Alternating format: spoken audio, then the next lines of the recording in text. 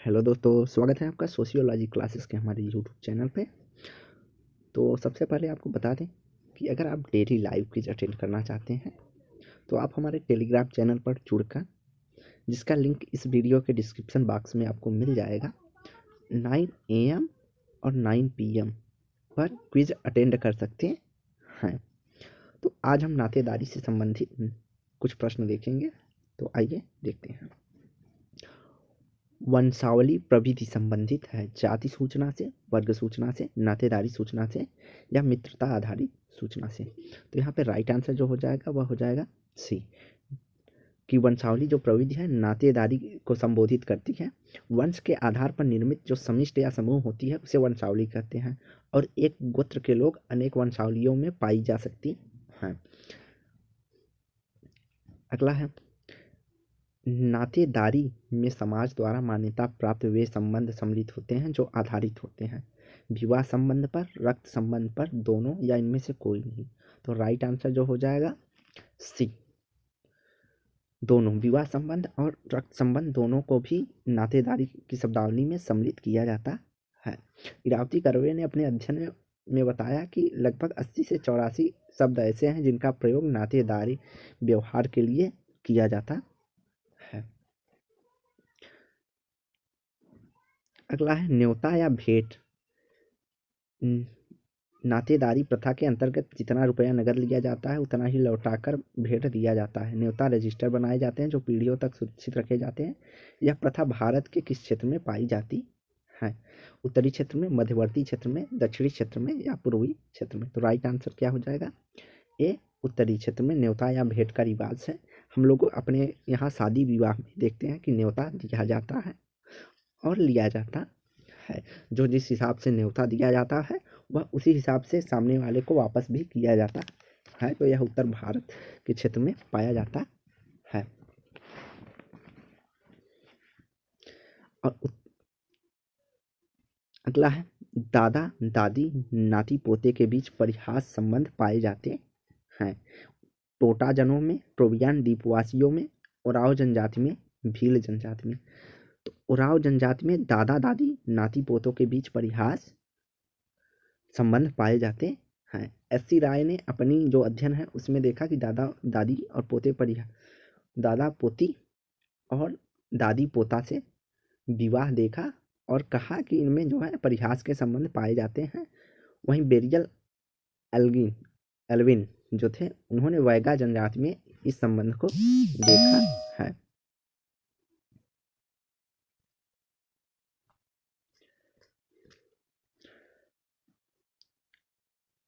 अगला है, यदि सभी पुरुष संबंधियों की तुलना में मामा का भांजे भांजी के जीवन में सर्वप्रथम स्थान दिया जाता है तो इस शर्त को क्या कहा जाता है? मातुले, परिहार, अनुनामित या पितृत्व श्रेय? तो इसका राइट आंसर जो हो जाएगा, जहाँ पर मामा का सर्वाधिक उपयोगिता या महत्व दिया जाता है वहाँ पर मातुलेय संबंध होता है। ऐसा संबंध खास करके मातृसत्तात्मक समाजों में देखा जाता है। खासी, टोडा, होपी, इंडियन जूनी, टोबियान आदि जो जनजातियां हैं इनमें मातुलेय संबंध पाए जाते हैं। अगला है, लैटिन भाषा में जेनिटर शब्द का अर्थ है जैविक पैतृत्व, सामाजिक पैतृत्व, रचयिता या उपर्युक्त में से कोई नहीं। तो जो जेनिटर शब्द है इसका जो अर्थ निकाला जाता है वह जैविक पैतृत्व अर्थात जन्म देने वाले से होता है।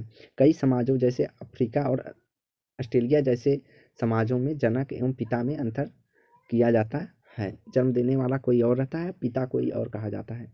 और जहाँ दत्तक की प्रथा कारण जन्म देने वाला पिता जनक अलग होता है, दत्तक अर्थात जो दत्तक पुत्र ग्रहण करता है उसे सामाजिक पिता के रूप में हम देखते हैं। अगला है, नातेदारी किस रीति में बुआ भतीजा की संपत्ति का उत्तराधिकारी होता है? मातुले, पितृत्व से, कावेट या इनमें से कोई नहीं। तो यहाँ पे राइट आंसर जो हो जाएगा वह होगा पितृत्व श्रेय। पितृसत्तात्मक परिवार में ऐसी प्रथा पाई जाती है जहाँ बहन अर्थात बुआ का भतीजे और भतीजों के साथ विशिष्ट संबंध होता है। उनके नामकरण को लेकर तथा सभी निर्णय अर्थात शादी विवाह से संबंधित निर्णयों का अधिकार बुआ के पास होता है। और कहीं कहीं पर बुआ की जो संपत्ति है उसका उत्तराधिकार उसका भतीजा भी होता है। कुछ जनजातियों में ऐसा देखा जाता है।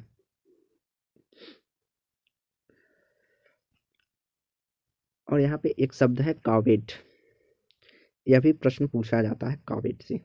तो कावेट जो है ना, कावेट एक ऐसी प्रथा है जो कई जनजातियों में पाई जाती है, जिसमें पुरुष को स्त्री के प्रसव काल के दौरान उन सभी निषेधों का पालन करना पड़ता है और उसी स्त्री के तरह ही क्रियाएं करना पड़ता है।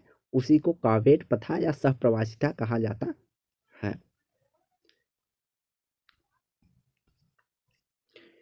अगला है, निम्नलिखित में से किस विद्वान ने अफ्रीका की नातेदारी प्रणाली पर प्रकाश डाला? मार्डा, लोवी, रेडक्लिफ ब्राउन या मॉर्गन?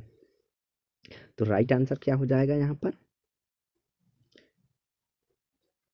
ए, अफ्रीका की नातेदारी के निकट अध्ययन कर जीपी मार्डाक ने नातेदारी व्यवस्था पर प्रकाश डाला। उन्होंने नातेदारी व्यवस्था में 3 प्रकार के संबंधों की चर्चा की है: प्राथमिक नातेदारी, द्वितीयक नातेदारी, तृतीयक नातेदारी।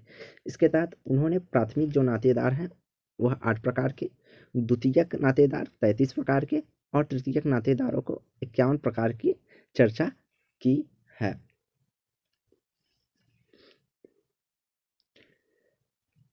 अगला है, मार्डाक के अनुसार कितने संबंधी तृतीयक नातेदारों की श्रेणी में आते हैं? 99, 33, 125 या 51? तो राइट आंसर हो जाएगा डी, 151।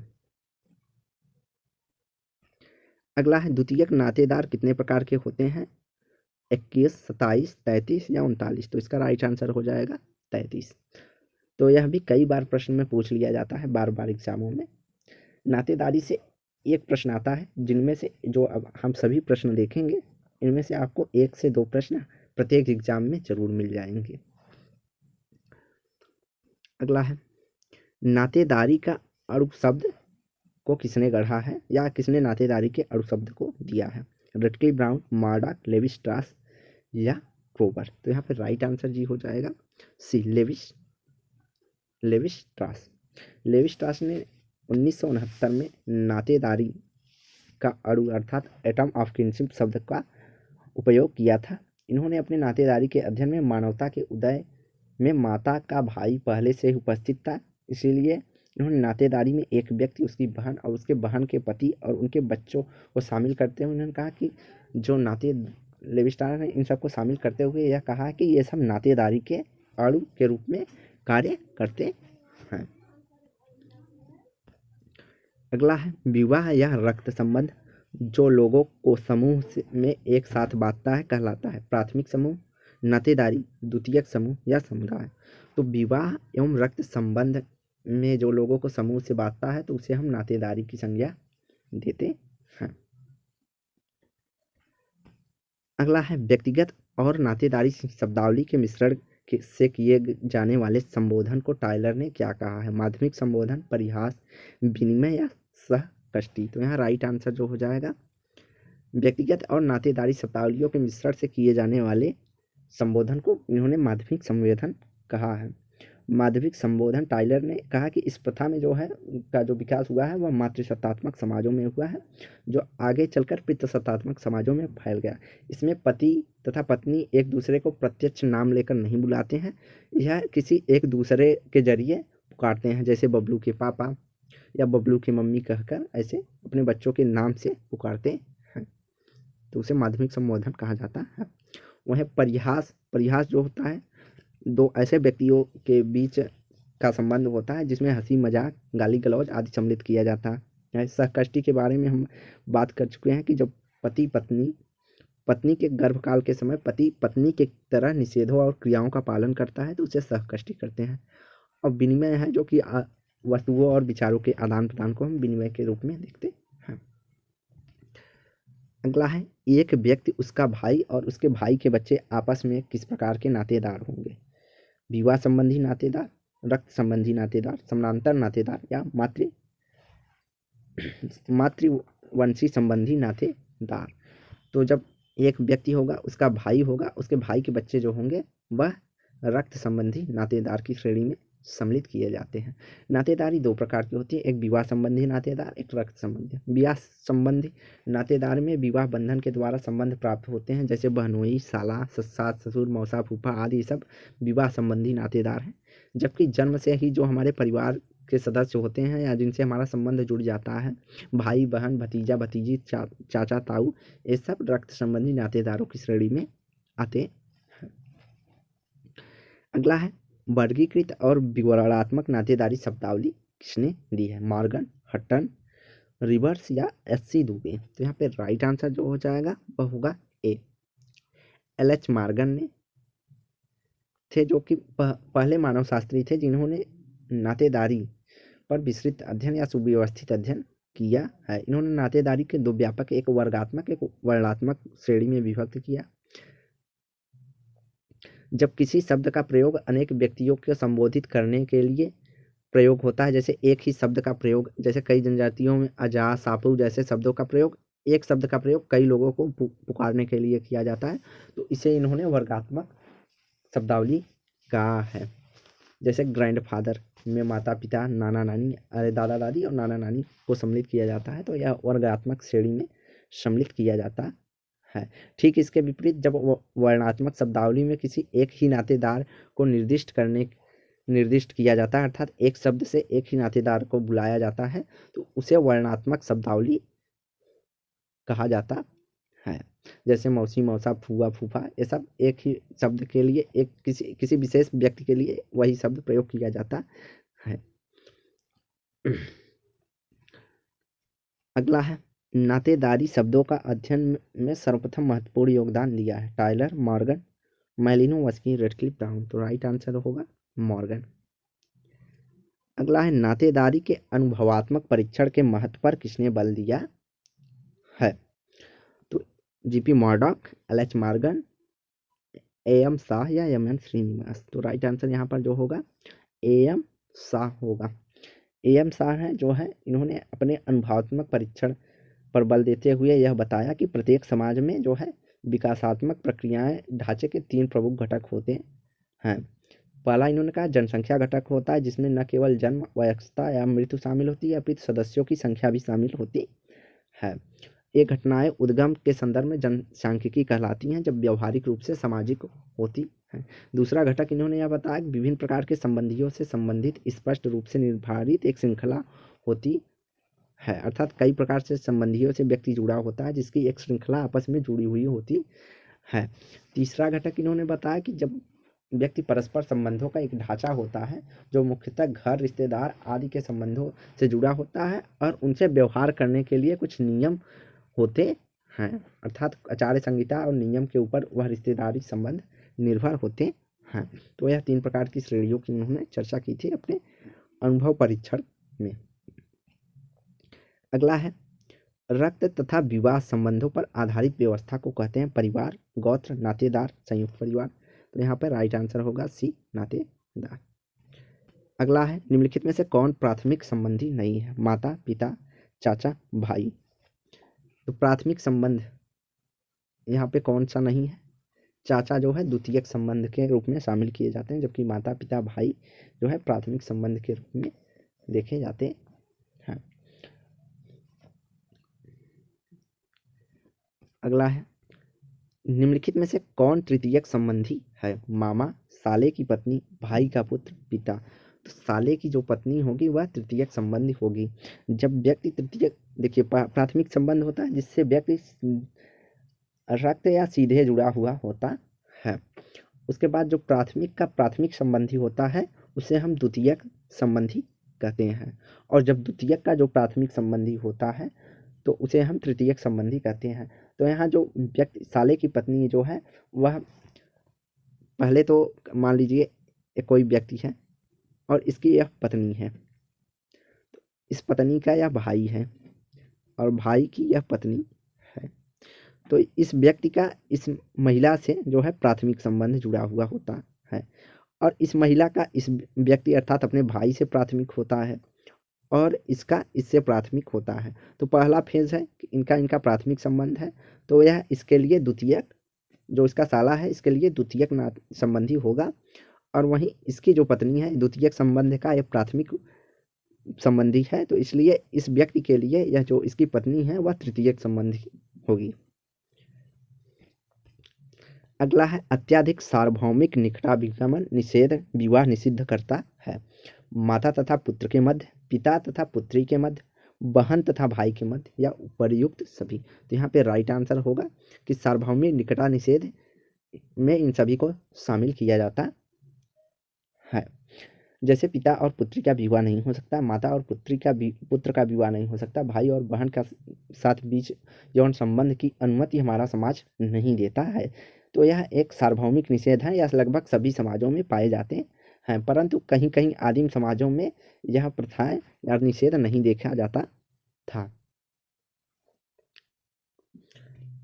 अगला है परिहास संबंध किनके मध्य पाए जाते हैं? पिता और पुत्र के मध्य, माता और पुत्री के मध्य, पिता और पुत्री के मध्य या जीजा और साली के मध्य। तो यहाँ पे पूछा है परिहास संबंध। तो परिहास संबंध उत्तर भारत में खास करके जीजा और साली के मध्य देखा जाता है। यहाँ पे हंसी मजाक, गाली गलौज, अश्लील बातें सब हो जाती हैं, तो उन्हें परिहास के संबंध, और कोई इसका कोई बुरा नहीं पाता। कई कई जनजातियों में तो स्वागत इस प्रकार से होता है कि वहाँ व्यक्ति उसका बुरा नहीं मानता है। अगला है अनेक संस्कृतियों में कुछ व्यक्तियों के निश्चित सामाजिक संबंधों में एक दूसरे से औपचारिक दूरी बनाए रखने की आवश्यकता को कहते हैं। परिहास व्यवहार, परिहार व्यवहार, सहप्रवासिता या सहकष्टी, पितृस्वश्रेय। तो यहाँ राइट आंसर जो हो जाएगा वह होगा परिहार संबंध। जब किन्हीं दो रिश्तेदारों के बीच एक निश्चित दूरी, औपचारिक रूप से दूरी बनाए रखने की आवश्यकता होती है तो उसे परिहार संबंध कहते हैं। जैसे हमारे भारतीय समाज में ससुर और बहू के बीच, जेठ और बहू के बीच एक निश्चित परिहार संबंध पाया जाता है। वहीं कुछ जनजातियों में सास और दामाद के बीच देखा जाता है। कुछ जनजातियों में भाई और बहन के बीच भी परिहार संबंध देखा जाता है।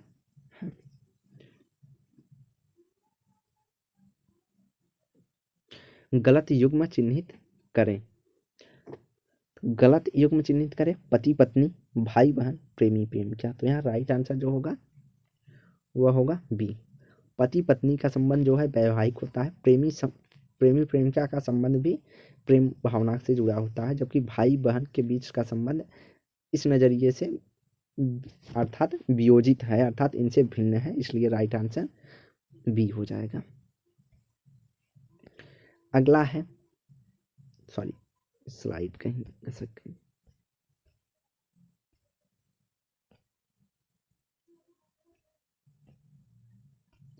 तो अगला प्रश्न है परिवार तथा नातेदारी की क्षेत्रीय अध्ययन किसने किया है? IP Desai, KM Kapadia, MM Shah, Irawati curve.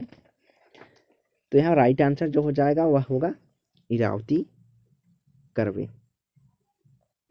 Iravati curve ने 4 सांस्कृतिक क्षेत्रों का तुलनात्मक व्याख्या की है। कर्वे ने बंधुत्व, नातेदारी को सांस्कृतिकरण और व्यवस्थापन की प्रक्रिया के संदर्भ में व्याख्या किया था। उन्होंने लगभग कई धार्मिक ग्रंथों के आधार पर 3000 वर्षों की अवधि का ऐतिहासिक दृष्टिकोण से अध्ययन किया, और यह तुलनात्मक अध्ययन करके उन्होंने बताया कि भारतीय समाज में जो है भाषाओं के बंधुता शब्दों की सूचियां हैं। अनेक भाषाई संदर्भ पे वह एक दूसरे की मनोवृत्तियों और व्यवहारों से जुड़े हुए होते हैं। तीसरा इन्होंने बताया कि वंश और विरासत के कुछ नियम पाए जाते हैं। विवाह और परिवार के प्रतिमान होते हैं। संस्कृति उत्तर और दक्षिण द्रविड़ियन में अंतर देखा गया इन्होंने। और भारत में बंधुता व्यवस्था को समझने के लिए कर्वे ने भाषाई क्षेत्र, जाति और परिवार को अत्यधिक महत्वपूर्ण आधार बताया था। जो है भाषाई, जाति, परिवार व्यवस्थाओं के मध्य नजर रखते हुए उन्होंने पूरे देश को उत्तरी, केंद्रीय, दक्षिणी और पूर्वी 4 भागों में विभाजित किया है, जहां पर अलग अलग कल्चर के तहत अलग अलग परिवार, नातेदारी समूह सब पाए जाते हैं।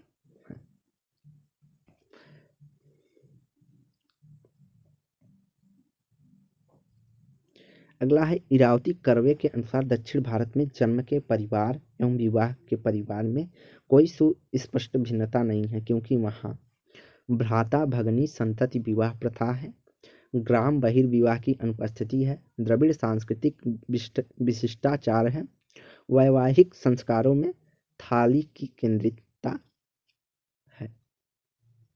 तो यहाँ पे राइट आंसर जो हो जाएगा वह होगा ए, क्योंकि वहाँ भ्राता भगनी संतति विवाह प्रथा पाई जाती है, इसीलिए वहाँ पर अंतर करना मुश्किल होता है।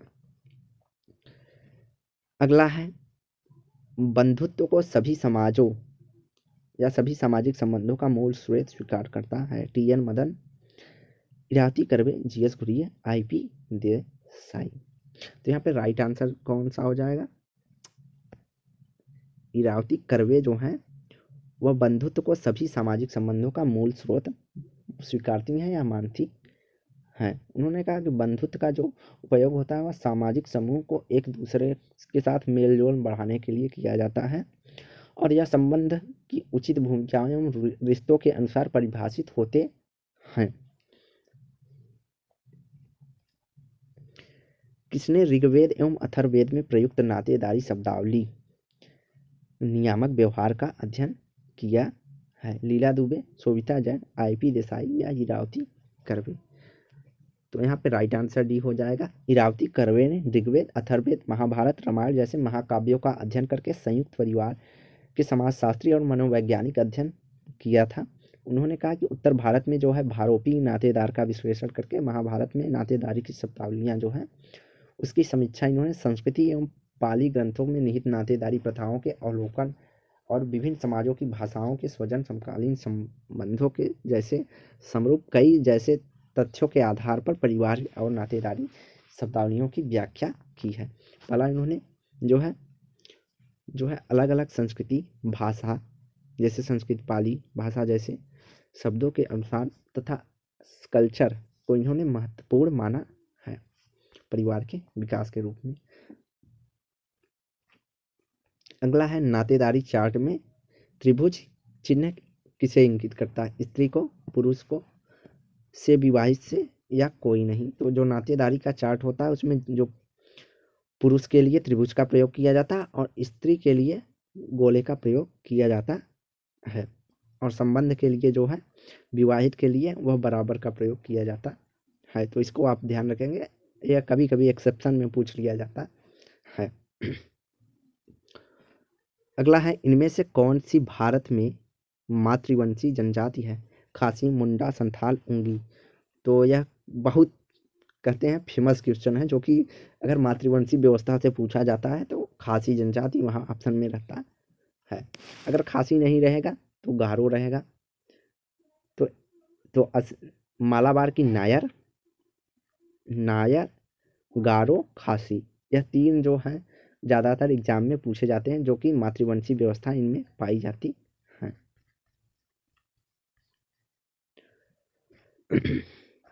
अगला है, नातेदारी के मैत्रिक वैवाहिक संबंध के सिद्धांत को किसने विश्लेषित किया है? R. Radcliffe Brown, C. Levi Strauss, L. Kroeber या टी. सैनी। तो यहाँ पे वैवाहिक अलायंस थ्योरी की बात कौन करते हैं? तो अलायंस थ्योरी की बात करते हैं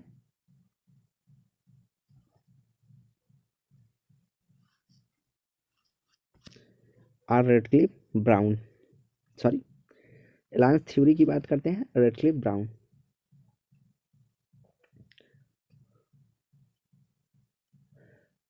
सॉरी यहाँ पे जो है अलायंस थ्योरी की बात जो करते हैं लेवी स्ट्रासी करते हैं और इसका बाद में प्रयोग जो है किया है किसने?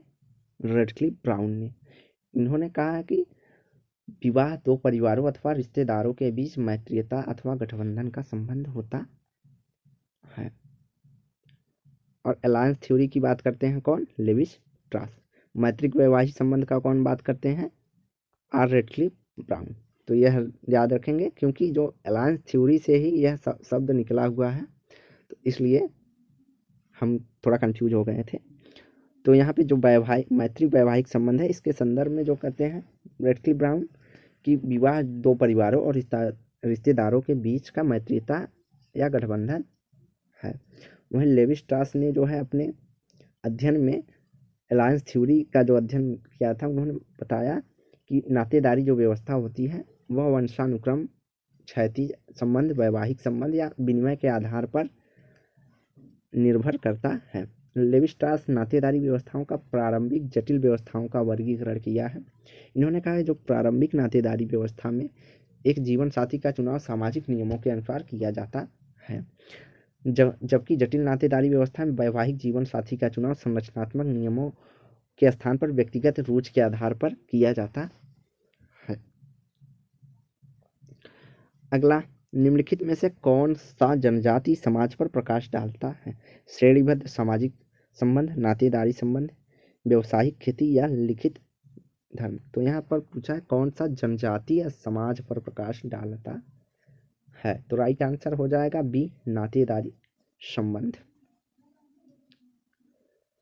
तो जनजाति समाज पर जो है सामाजिक और राजनैतिक व्यवस्था होती है जो जनजातियों की, वह अलग होती है। इसे हम अर्धांश मोइटी जो है यह बहुत ही जो है पूछा जाता है कई बार। तो मोइटी जो है किसी जनजाति समूह का वह भाग होता है जिसमें उस समूह को दो बराबर भागों में विभाजित कर दिया जाता है। एक भाग को अर्धांश कहते हैं और दूसरे को बहुवंशक या फेटरिट, मोइटी और फेटरिट कहा जाता है।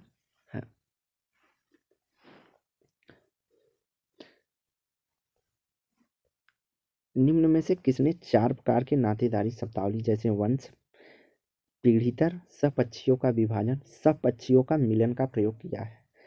LH. Morgan, GP. Murdock, RH. Lowie या आर. Radcliffe Brown. तो यहाँ पे राइट आंसर जो हो जाएगा वह होगा आर.एच. लोबी। आर.एच. लोबी ने वंश, पीढ़ीगत, सहपक्षी विभाजन, सहपक्षियों का मिलन जैसे नातेदारी को 4 भागों में विभाजित किया है।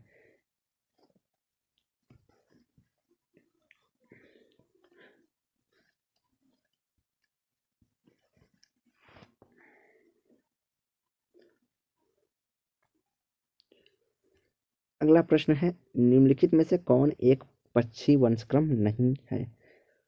पितृपक्षी वंशक्रम, मातृपक्षी वंशक्रम, दोहरा वंशक्रम या सजातीय वंशक्रम। तो राइट आंसर ये हो जाएगा, या सीधे सीधे पूछा है कि एक पक्षी वंशक्रम नहीं है, तो दोहरा वंशक्रम एक पक्षी वंशक्रम नहीं होगा। दोहरा वंशक्रम अर्थात जिसमें माता पिता दोनों की प्रमुखता देखी जाती है, या तो माता के पक्ष से गुण लिए जाते हैं और पिता के पक्ष से भी कुछ क्रियाएं की जाती है, उसे दोहरा वंशक्रम कहते हैं।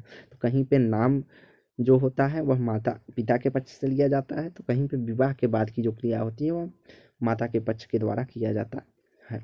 वहीं पितृपक्षी वंशक्रम में जो है सभी महत्वपूर्ण कार्य पिता के पक्ष से किए जाते हैं, और मातृपक्षी वंश में माता का सरनेम लगाया जाता है, अर्थात नामकरण से लेकर सभी जो समाज क्रियाएं होती हैं वो माता के पक्ष से होती हैं। तो आज की वीडियो यहीं समाप्त करते हैं। वीडियो को लाइक एंड शेयर करें, चैनल को सब्सक्राइब करें। धन्यवाद।